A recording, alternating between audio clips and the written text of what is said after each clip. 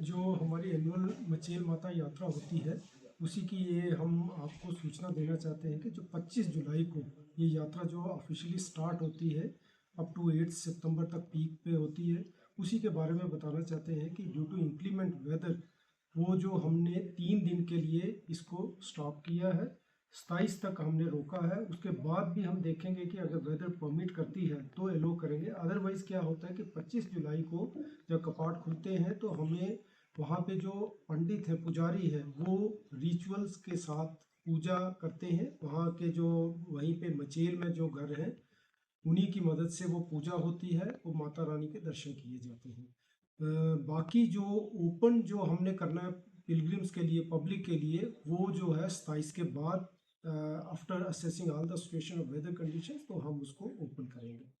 तो जैसा कि आप जानते हो कि इस बार हमने नए कुछ एसओपी निकाली है जिसमें नए नए प्रोविज़न डाले हैं जो यात्रियों की सुरक्षा और उनकी सुविधा के लिए है। सबसे बड़ा है कि रजिस्ट्रेशन ऑनलाइन होगी 100%, और दूसरा उसके साथ RFID वो है, उसका भी इंट्रोडक्शन किया गया है। RFID के तहत उनको इंश्योर किया जाता है कि उनकी मूवमेंट कहाँ कहाँ हो रही है। उसके लिए हमने पहले ही इंफ्रास्ट्रक्चर उसके लिए इंस्टॉल कर दिया था। अब यात्री जिसने RFID डाला होगा वो हमें ये पता होगा, उसको ट्रैक कर पाएंगे, उसको लोकेट कर पाएंगे कि वो कहाँ पे है।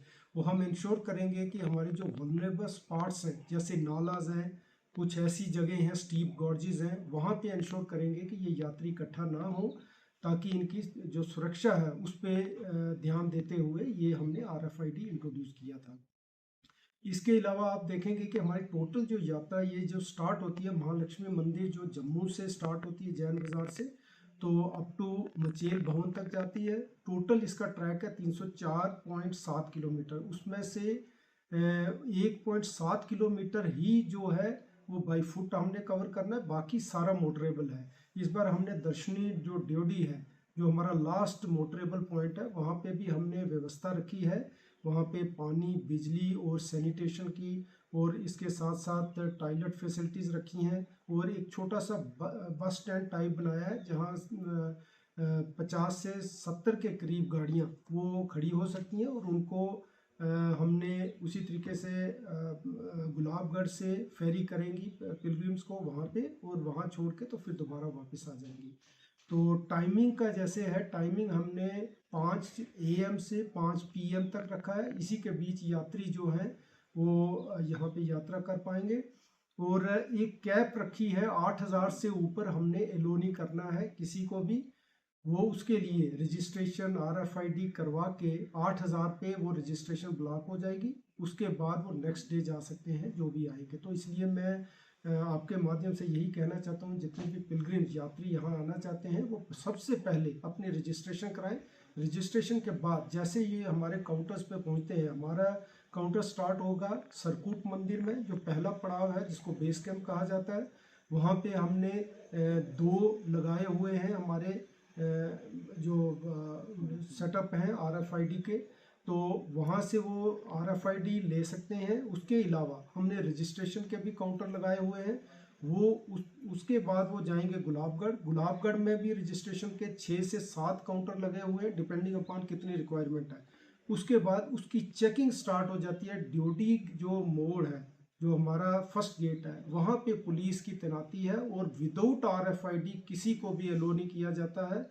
वहीं पे हमने इसको रोक देना है। और इसलिए आपके माध्यम से यही मेरी रिक्वेस्ट होगी, जितने भी पिलग्रिम्स हैं उन्हीं की कन्वीनियंस के लिए ये रखा गया है। और इंश्योर करें कि अपनी रजिस्ट्रेशन ऑनलाइन करवा के RFID हमारे जो काउंटर्स हैं, RFID काउंटर, उससे लेके आगे अपनी यात्रा स्टार्ट करें।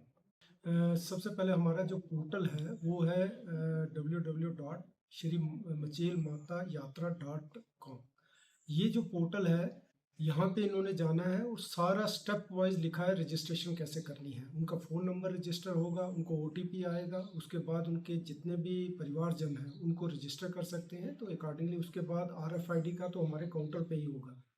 तो ये जो है सुविधा उन्हीं के लिए है बनाई गई, जितने भी श्रद्धालु हैं। और मैं आपके माध्यम से एक बार फिर रिक्वेस्ट करूंगा कि जितने भी पिलग्रिम यहाँ आना चाहते हैं, हमारा जो पोर्टल है वहाँ पे जितनी भी अपडेट्स होती हैं रिगार्डिंग वेदर है, रिगार्डिंग एसओपी कोई हम इशू कर रहे हैं, कुछ इंपॉर्टेंट इंस्ट्रक्शन है हमारे पिलग्रिम्स के लिए, तो वो उस पे जाके उसको देखें और उसके मुताबिक ही अपनी यात्रा प्लान करें। सर क्या बच्चों के लिए ये कार्ड मैंडेटरी है?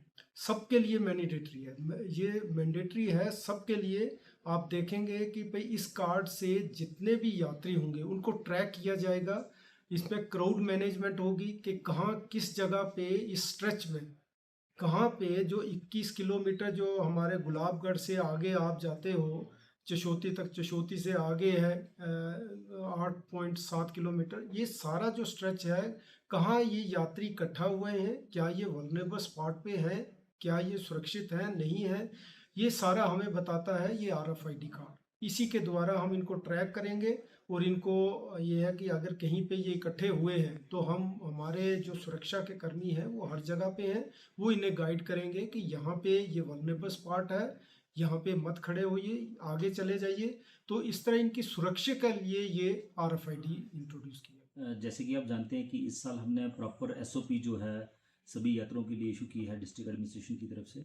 सुरक्षा के हर वर्ष की तरह इस वर्ष भी जो है पुख्ता बंदोबस्त किए गए हैं और मचेल की जो मेन यात्रा है डिस्ट्रिक्ट किश्तवाड़ में जो स्टार्ट होती है ठाठरी से लेके मचेल भवन तक जो है करीब करीब 125 किलोमीटर का स्ट्रेच है। पूरे स्ट्रेच पे आपको जो है सुरक्षा का बंदोबस्त मिलेगा। साथ ही साथ लास्ट ईयर का जो एक्सपीरियंस रहा है डिज़ास्टर का, उसके चलते इस साल NDRF की टीम भी जो तैनात की गई है, SDRF की टीम की भी जो है एनहांसमेंट की गई है।